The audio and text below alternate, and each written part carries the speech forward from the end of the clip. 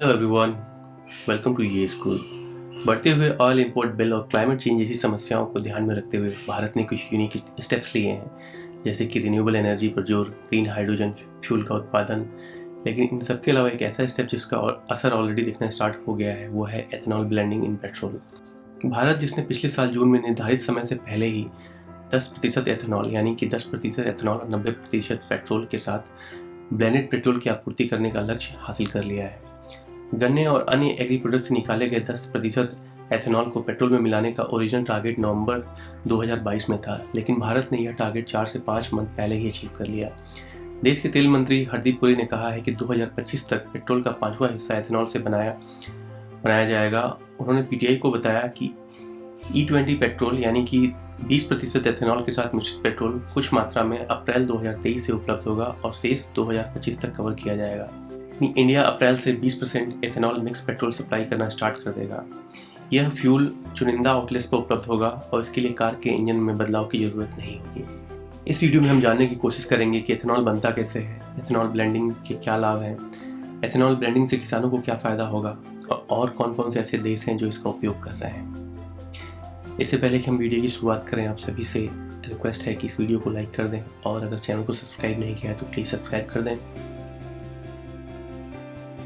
Ethanol चीनी के उत्पादन से बचा हुआ जो बाई प्रोडक्ट होता है, वो एक पेट्रोल का एक अच्छा विकल्प है। यह एक तरह का अल्कोहल ही है जिसे पेट्रोल में मिलाकर गाड़ियों में फ्यूल की तरह इस्तेमाल किया जा सकता है। एथेनॉल का उत्पादन यूँ तो मुख्य रूप से गन्ने की फसल से होता है, लेकिन शर्करा वाली कई अन्य फसलों जैसे कि मक्का से भी इसे तैयार किया सकता है। इससे खेती और पर्यावरण दोनों को फायदा होता है। भारत सरकार ने अगले 2-3 साल में पेट्रोल से 20% एथेनॉल मिलाकर बेचने का लक्ष्य रखा है। इससे देश को महंगे तेल आयात पर निर्भरता कम करने में मदद मिलेगी। अगर एथेनॉल का प्रोडक्शन पर्याप्त मात्रा में होगा तो पेट्रोलियम मंत्रालय के अनुसार तेल कंपनियां 20% एथेनॉल के मिश्रण के साथ ही पेट्रोल बेच सकेंगी। आइए जानते हैं कि कहाँ होता है सबसे ज़्यादा इसका इस्तेमाल। दुनिया में कई देश इसके इस्तेमाल को लेकर अप्रयोग और चिंतन कर रहे हैं, लेकिन इसका इस्तेमाल सबसे ज़्यादा ब्राज़ील में किया जाता है। आपको ये जानकर हैरानी होगी कि ब्राज़ील में लगभग 40% गाड़ियाँ 100% एथेनॉल पर चल रही हैं।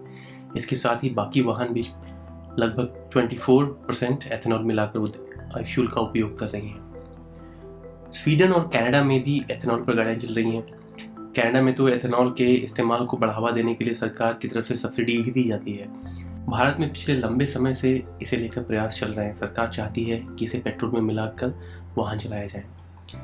दरअसल इसके पीछे सरकार का उद्देश्य है कि पेट्रोल के ऊपर डिपेंडेंसी को जितना कम किया जा सके उतना किया जाए।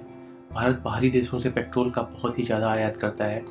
ऐसे में एथेनॉल का इस्तेमाल पेट्रोल पर हमारी निर्भरता तो कम करेगा ही, इतना नहीं, इससे खेती और पर्यावरण दोनों को फायदा होगा। एथेनॉल के इस्तेमाल से 35% कम कार्बन डाई मोनोऑक्साइड निकलता है। इतना ही नहीं, यह कार्बन मोनोऑक्साइड उत्सर्जन और सल्फर डाइऑक्साइड को भी कम करता है। इसके अलावा एथेनॉल हाइड्रोकार्बन के उत्सर्जन को भी कम करता है। एथेनॉल में 35% ऑक्सीजन होता है। केंद्रीय सड़क और परिवहन मंत्री नितिन गडकरी अगले 6 से 8 माह के भीतर देश में फ्लेक्स फ्यूल इंजन को अनिवार्य करने की बात कह रहे हैं। फ्लेक्स फ्यूल इंजन यानी ऐसा इंजन जो बेहद फ्लेक्सिबल हो, जो 2 तरह के फ्यूल से चले। यहाँ 2 तरह के फ्यूल का मतलब पेट्रोल और डीजल नहीं है, बल्कि पेट्रोल और डीजल में मिलाए जाने वाले एथेनॉल से है।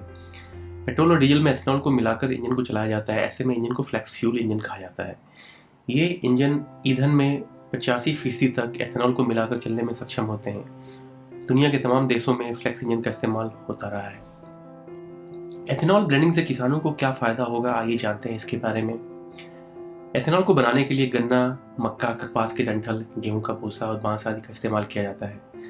एथेनॉल की जैसे जैसे मांग बढ़ेगी वैसे ही एथेनॉल बनाने के लिए रॉ मटेरियल की जरूरत पड़ेगी, जो किसानों के जरिए ही मिलेगा। एग्रीकल्चर एक्सपर्ट के मुताबिक एथेनॉल के इस्तेमाल से किसानों को सीधा फायदा होगा, क्योंकि अभी गन्ने का इस्तेमाल शक्कर बनाने के लिए किया जाता है और शक्कर यानी शुगर की कंजप्शन में काफ़ी वक्त लगता है। सरकार भी 6 माह का स्टोरेज अपने पास रखती है।